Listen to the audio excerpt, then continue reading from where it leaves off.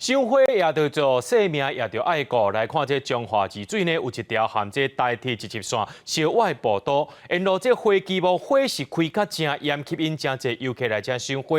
所以游客为着要翕相，走去铁骑路顶头。虽然对面呢就是这田中分局派出所，说因为这铁路是铁路警察局管的，这变作是游客违规，说是无惊半人情形。花季木盛开时水当当，真侪游客伫树骹翕相留念。中华关丽水乡原集路有一条花季木步道，我近代替集集支线，清明连假到当已经吸引9万游客来遮，也毋过少数人走伫铁道区处境真危险。火车不晓得哪时候会来，太危险了。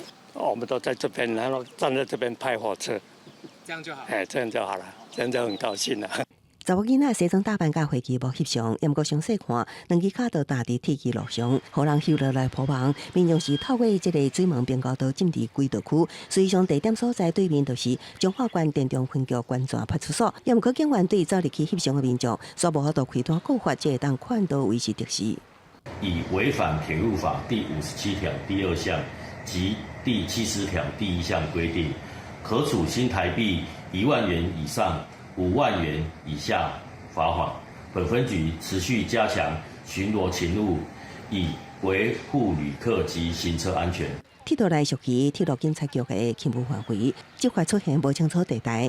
铁路警察台中分局表示，翕相的人已经违反铁路法，会当处相关5万的罚款。因过目前并无接到民众，也是代替公司报案，呼吁民众若发现违法代志，会当通报警方。后手也会加强巡逻勤务，维护行车安全。